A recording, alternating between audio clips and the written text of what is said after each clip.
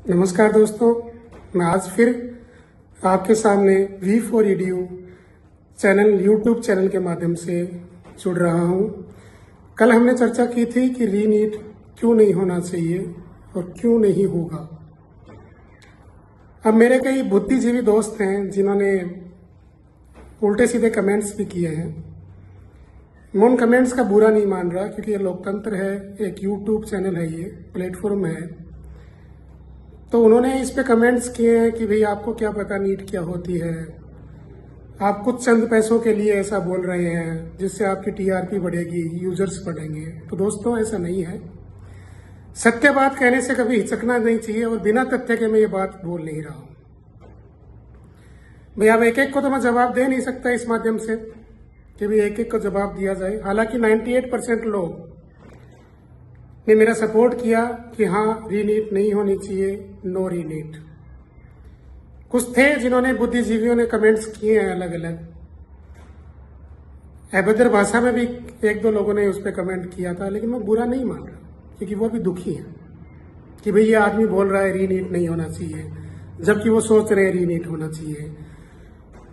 तो मेरे भाई बंधुओं, उन भाइयों और बंधुओं से मैं बात कर रहा हूं जिन्होंने ऐसा लिखा। भैया स्वतंत्र हैं आप लोग अपनी विचारधारा प्रस्तुत करने के लिए। मैं भी स्वतंत्र हूं इस देश में। 140 करोड़ की आबादी का देश है, सभी लोग स्वतंत्र हैं अपनी अपनी बात कहने के लिए। इस मुद्दे पे कई कहेंगे रीनीट होना चाहिए, कई बोलेंगे रीनीट नहीं होना चाहिए। ये अपना अपना एक नजरिया है बोलने का। जैसे कल हिंदुस्तान के लिए एक अच्छी खबर थी कि हिंदुस्तान ने वर्ल्ड कप जीता। अब अपन उसको एक एग्जाम्पल लेके बात करते हैं।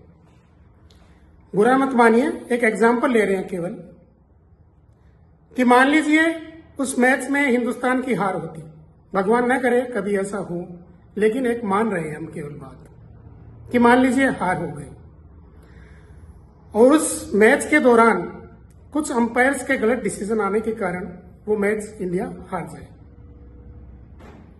थर्ड अंपायर का गलत डिसीजन हो जाए, उसमें कुछ प्लेयर्स की मिलीभगत हो जाए उसमें, तो क्या हम उस टाइम भी ये मांग उठाएंगे कि रीमैच होना चाहिए? बिल्कुल उठाएंगे ना। क्या मैच होगा? ये केवल एक मैं एग्जाम्पल दे रहा हूं, इसका रीनीट से कोई लिंक नहीं है, लेकिन समझने के लिए एक एग्जाम्पल दे रहा हूं। हो सकता है आप इस चीज पे सहमत न हो, लेकिन वो मैच नहीं होगा दोस्तों। क्या होगा? जो मैच में मिलीभगत के आरोप लगे हैं जिन पे, उनको पकड़ा जाएगा। ऐसे अंपायर्स जिन्होंने गलत डिसीजन दिया होगा, उनको उनका लाइसेंस निरस्त किया जाएगा कि आगे के मैच में वो अंपायरिंग नहीं कर पाएंगे। लेकिन रीमैच की संभावना वहां पे नहीं बनती। इसी प्रकार से जो भी मैं बात कह रहा हूं कि रीनीट नहीं होगा या रीनीट नहीं होना चाहिए, तो उसके पीछे भी तथ्य जुड़े हुए हैं। बिना तथ्य के बात मैं कर नहीं रहा। अब तथ्य कौन कौन से जुड़े हुए हैं जिसके आधार पे मैं ये बोल रहा हूं कि रीनीट नहीं होगा। अब उन तथ्यों पे अपन बात करते हैं।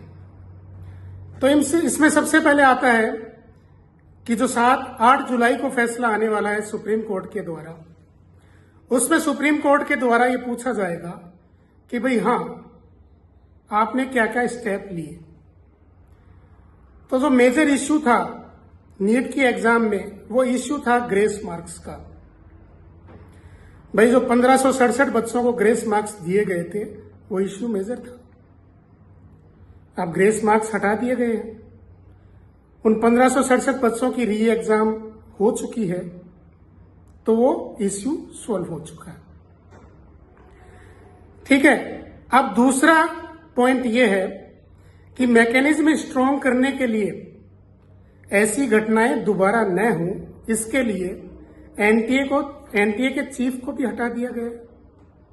तो दूसरा इश्यू हो गया ये, जो सुप्रीम कोर्ट में रखा जाएगा, या सुप्रीम कोर्ट के सामने है ये चीज ऑलरेडी। तीसरा, हाई लेवल की एक एक्सपर्ट कमेटी बन चुकी है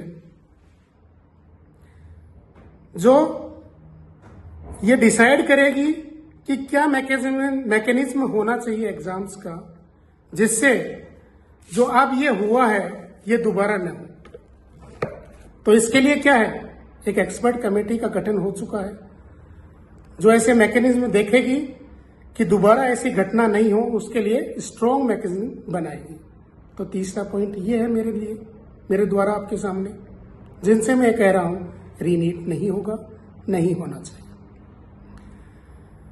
अब जो चीटिंग के मामले चल रहे थे, जिन पे बच्चों में आक्रोश है, जिनसे बच्चे ये बोल रहे हैं रीनीट का एग्जाम दोबारा हो, तो जो ये चीटिंग के मामले चल रहे थे, जिन पे बिहार पुलिस काम कर रही थी, राजस्थान पुलिस काम कर रही थी, महाराष्ट्र पुलिस काम कर रही थी, मध्य प्रदेश पुलिस काम कर रही थी, ये सारे मामले अब सीबीआई को सौंपे जा चुके हैं।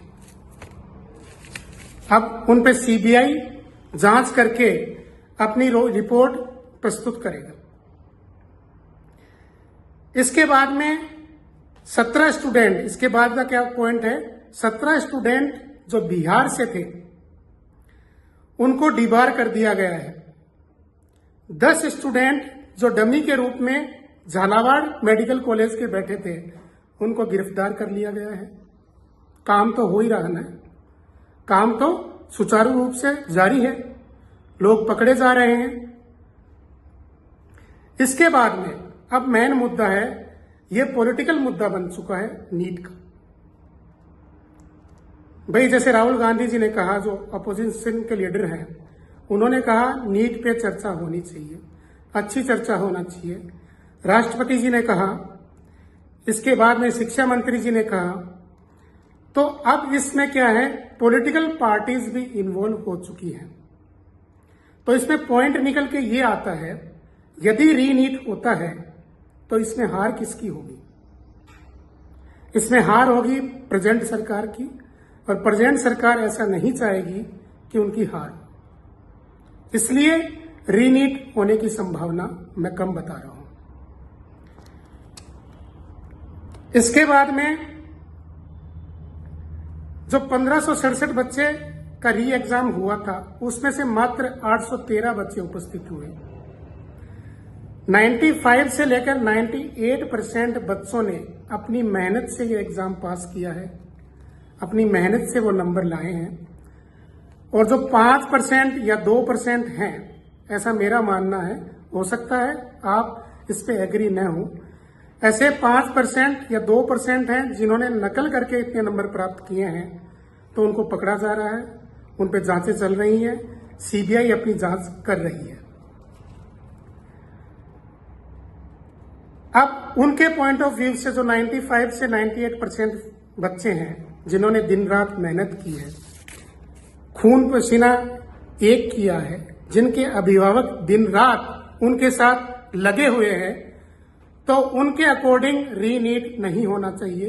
अगर रीनीट होता है तो उनकी मेहनत पे पानी फिर जाएगा, क्योंकि बच्चों और अभिभावकों और मेरे दोस्तों, रीनीट हुए 1 महीने से ऊपर हो चुका। अब बच्चा उस टच में नहीं है, उस स्टडी में नहीं है, उस जोश में नहीं है जिससे वो रीनीट में दोबारा अपीयर हो चुके। बार बार वो एग्जाम का प्रेशर झेल नहीं सकता, इसलिए वो बच्चा रीनीट के पक्ष में नहीं है। हाँ, सरकार ऐसा कर सकती है कि एक ऑप्शन दे सकती है कि जिसको रीनीट देना है वो दे सकता है। तो मेरा मानना है 15% से ऊपर लोग रीनीट नहीं देने जाएंगे। ये एक ऑप्शन है जो सरकार दे सकती है। ये मेरा सुझाव है, ये मेरा पर्टिकुलर सुझाव है, मेरी पर्टिकुलर ओपिनियन है, मेरी पर्टिकुलर सोच है कि हाँ ऐसा हो सकता है। और मेरी दोबारा मैं यही बताऊंगा कि मेरी सोच यही कहती है, इन तथ्यों के आधार पे कह रहा हूं, मैं हवा में बातें नहीं कर रहा हूं। मेरी सोच यही कहती है कि रीनीट का एग्जाम कतई नहीं होना चाहिए। सभी बच्चों को इंसाफ मिलना चाहिए, ईमानदारी का इंसाफ मिलना चाहिए, उनके हार्ड वर्किंग का इंसाफ मिलना चाहिए। रीनीट कतई नहीं होना चाहिए। दोस्तों, ये YouTube का चैनल है, V4EDU का चैनल है। 140 करोड़ लोग हैं इस देश में, सभी को बोलने की आजादी है। ये मेरा केवल एक सुझाव है, ये मेरा केवल एक मत है, ये केवल मेरी अपनी राय है। हो सकता है आप इनसे, मेरी राय से आपकी राय मेल नहीं खाती होगी, हो सकता है आपकी राय मेल खाती होगी। तो मैं सबसे अनुरोध करूंगा, पुनः अनुरोध करूंगा कि एक बार दोबारा कमेंट बॉक्स के माध्यम से हमें बताएं कि रीनीट हो या ना हो। इस वीडियो को आप अधिक से अधिक लाइक करें, पूरे जोर से लाइक करें, कमेंट करें, शेयर करें, चैनल को सब्सक्राइब करें और जीवन में निरंतर यूं ही आगे बढ़ते रहें। जय हिंद, जय भारत, जय।